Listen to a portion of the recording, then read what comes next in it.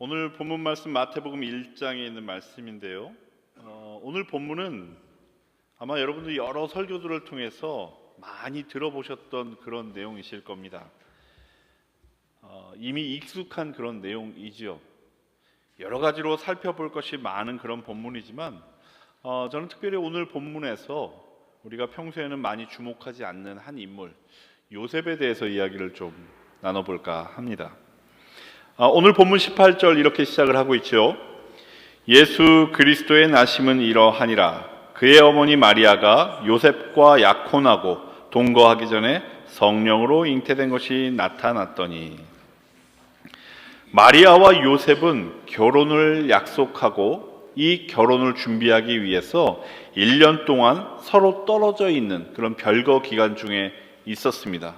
서로 아직 순결을 유지하면서 각자 결혼을 준비하는 시간을 갖고 있었죠. 아직 그들이 함께 살기 전이고 동침하기 전이란 말입니다. 그런데 마리아의 배가 불러오면서 여러 가지 임신의 증상들이 나타나기 시작한 거죠.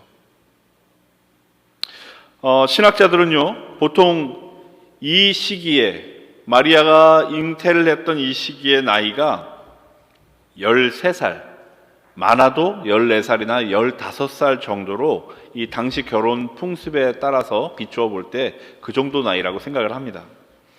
자, 그럼 여러분 한번 여기서 상상을 한번 해보시죠.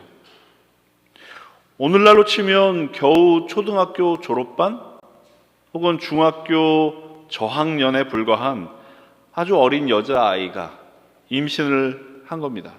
배가 이렇게 불러오고 있죠.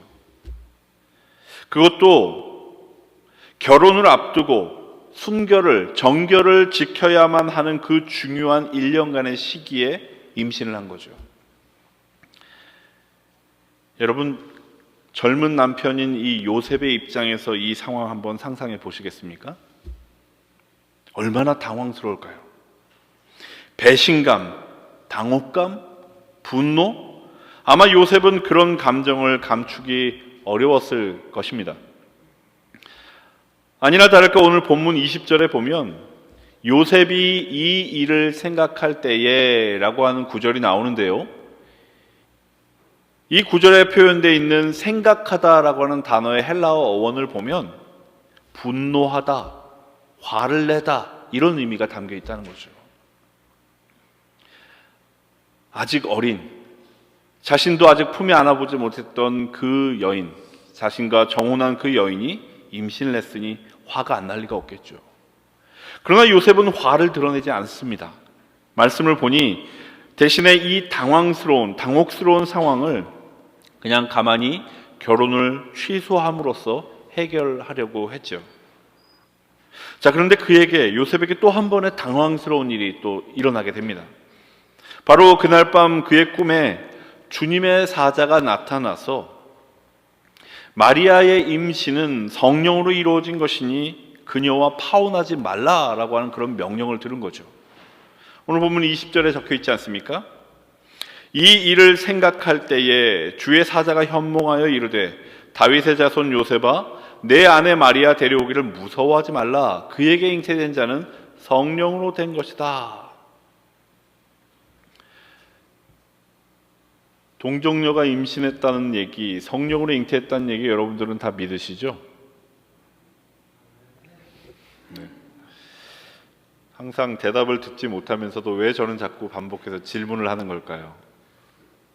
사실 마리아가 성령으로 잉태했다라고 하는 것은 저와 여러분들에겐 너무나 익숙한 그런 이야기입니다. 좀 전에도 우리가 사도신경을 외우면서 동정녀 마리아에게 나시며 라고 하는 구절을 읽지 않았습니까? 매주 우리는 이 사실을 반복하고 있고 교회에서 들어왔기 때문에 우리에게는 특별히 어려움 없이 예수님의 동정녀의 성령에 의한 잉태를 받아들입니다. 하지만 요셉은 다르다는 거죠. 여자가 성령으로, 남자를 거치지 않고 성령으로 아이를 갖는다? 요셉으로서는 단 한 번도 들어본 적이 없는 이야기였을 겁니다. 아니, 요셉이 아니라 이전에 그 어느 누구도 이런 이야기는 들어본 적이 없는, 그야말로 믿을 수 없는 그런 이야기였겠죠. 심지어 이 이야기는 요셉의 꿈에서 들은 이야기입니다. 어떤 예언자가 직접 자기 집에 찾아와서 큰 소리로 이것은 하나님께서 주신 말씀이다라고 하고 들려주신 것도 아니고, 하늘에서 저 구름 가운데에서 엄청난 소리가 들려와서 그것을 통해서 듣게 된 것도 아닙니다. 그저 자다가 꿈결에 듣게 된 거죠. 그리고는 그 잠에서 깨어나서 결단을 내려야만 하는 처지에 놓인 겁니다. 자신도 모르게 임신한 이 여인을 자신의 아내로 삼고 그녀가 낳은 아이를 자기 자식으로 삼아서 평생을 살 것인가 말 것인가를 말이죠. 자, 여러분, 솔직히 여러분들이라면 어떤 선택을 하실 것 같으신가요? 그런데 요셉은 결국 꿈에서 만난 이 천사의 말을 따르기로 결정을 하죠. 그래서 그는 임신한 마리아를 데려와서 아들 예수를 낳게 됩니다. 여기까지가 오늘 본문의 이야기죠. 자, 그런데 여러분,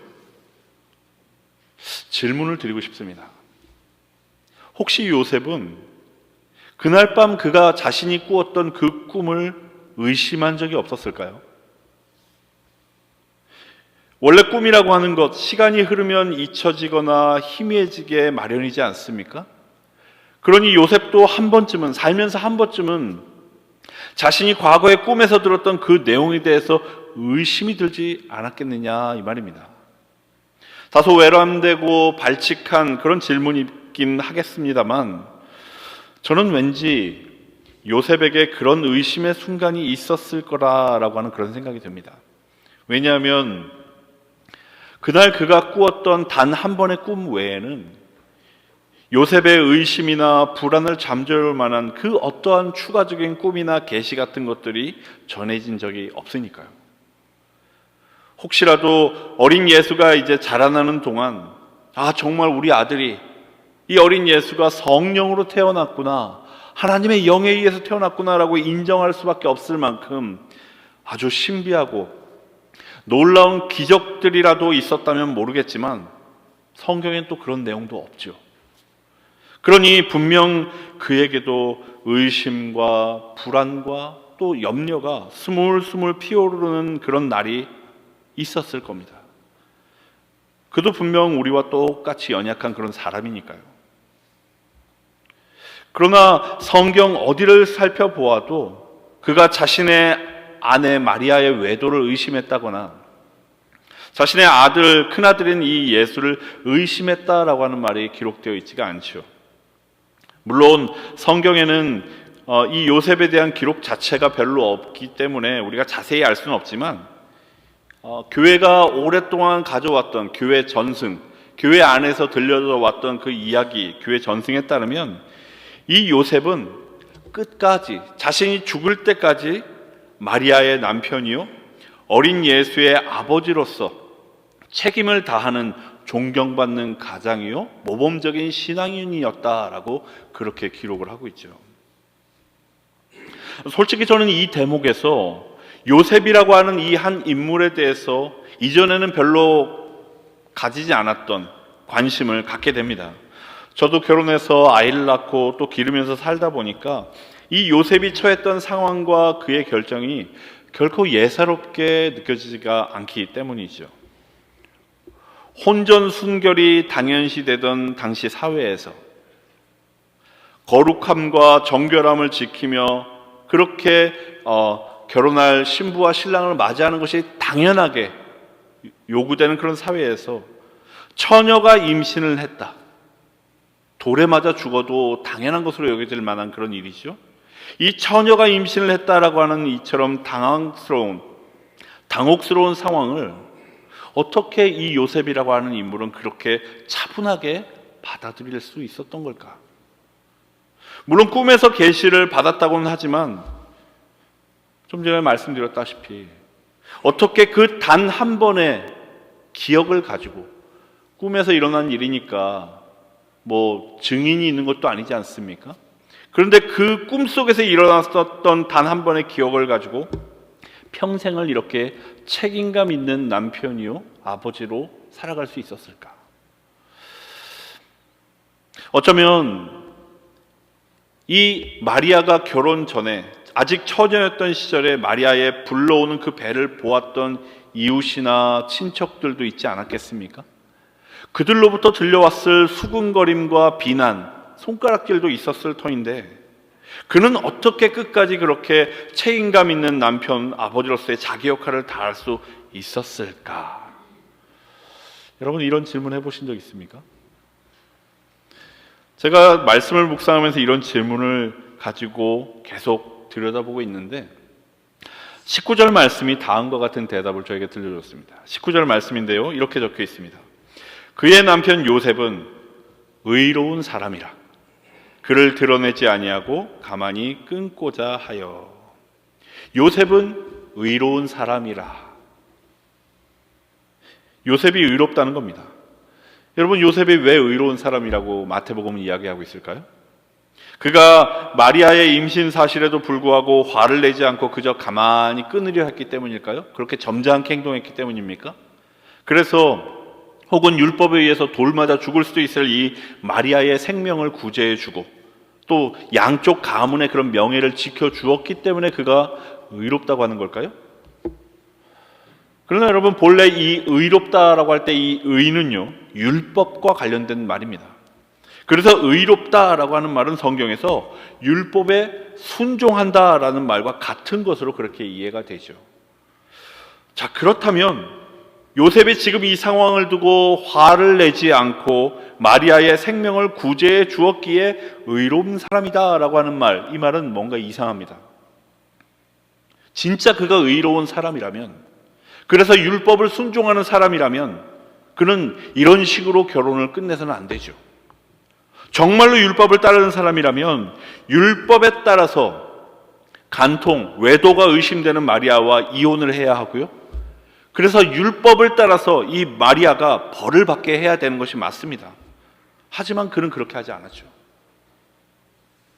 자, 그렇다면 도대체 요셉에게 마태복음이 의롭다라고 표현하고 있는 말의 뜻은 뭘까요?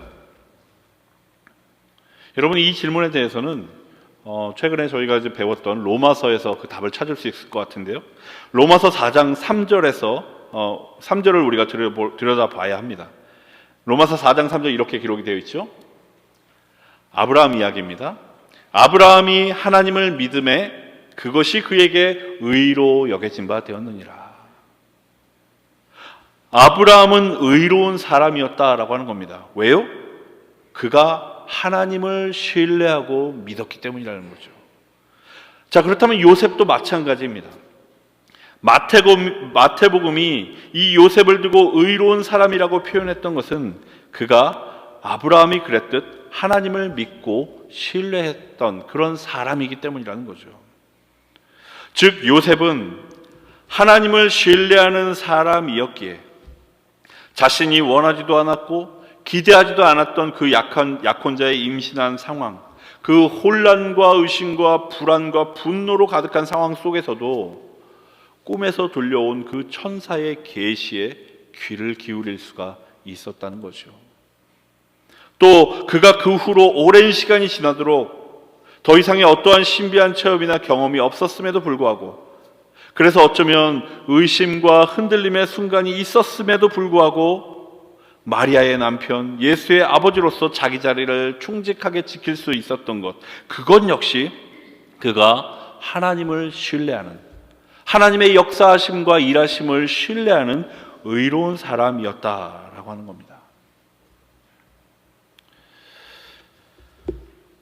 여러분, 종종 우리는요, 하나님께서 일하시는 방식이 참 불편하게 느껴질 때가 많습니다.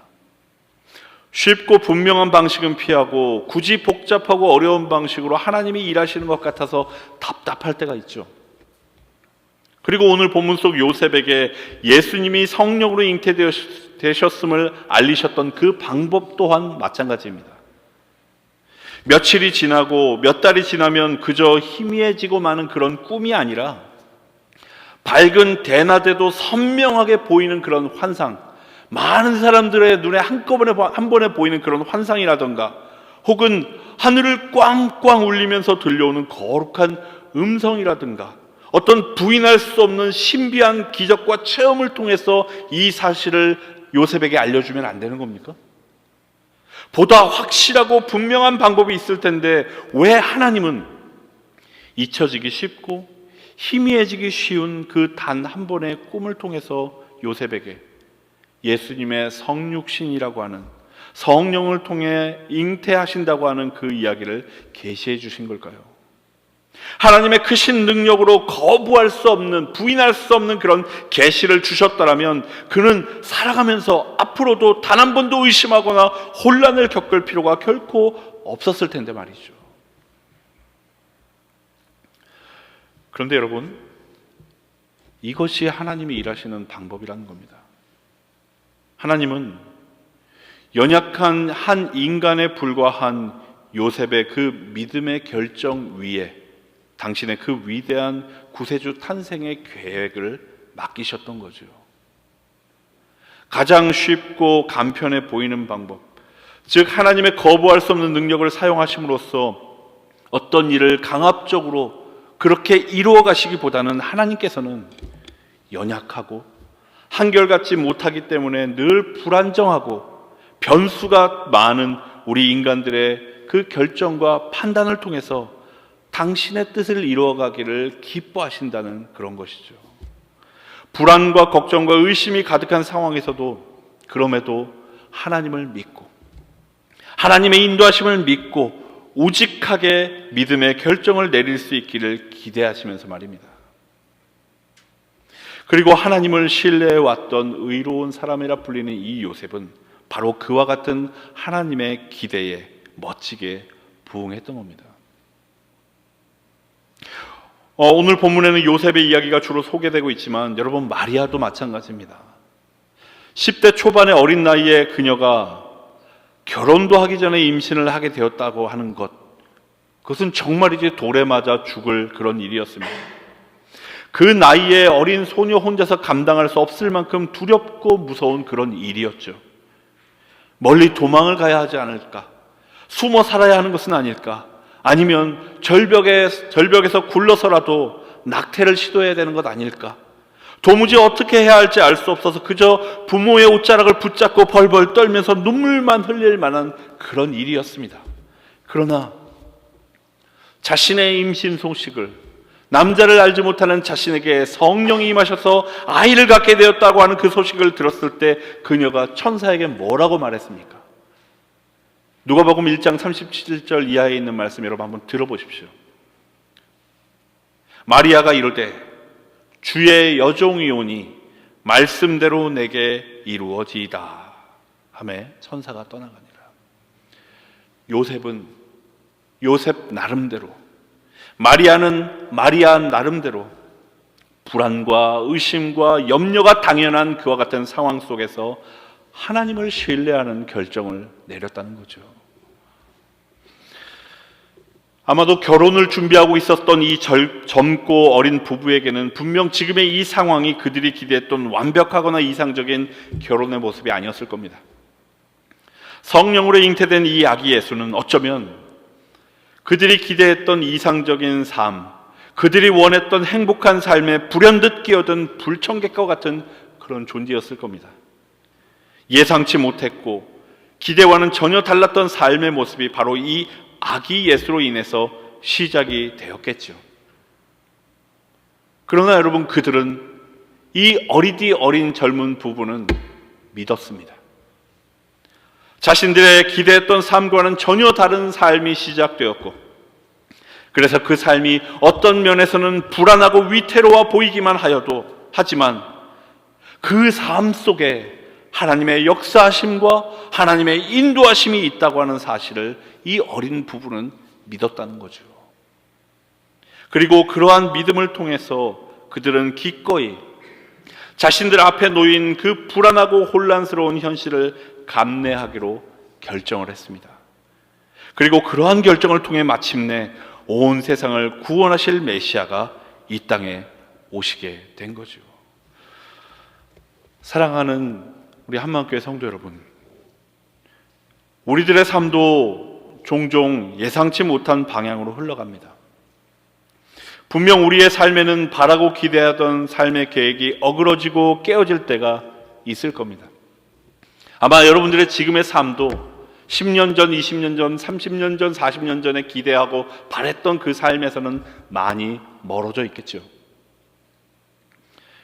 여러분, 그런 상황에 있을 때에 우리는 결정해야 합니다. 지금 내 앞에 놓여 있는 지금 이 삶이 내가 그토록 기대하고 바랬던 삶과는 다른 삶일지라도 하나님의 일하심을 믿고 이 삶 속에 역사하시는 하나님을 신뢰하면서 한 걸음 한 걸음 나아갈 것인가? 아니면 내가 기대했던 삶이 아니기에 그저 탄식하며 바라지 않았던 이 삶이 이끄는 대로 끌려다닐 것인가를 말입니다. 여러분, 그런 순간을 마주할 때마다 오늘 본문 속 젊은 부부 요셉과 마리아를 떠올리시기 바랍니다.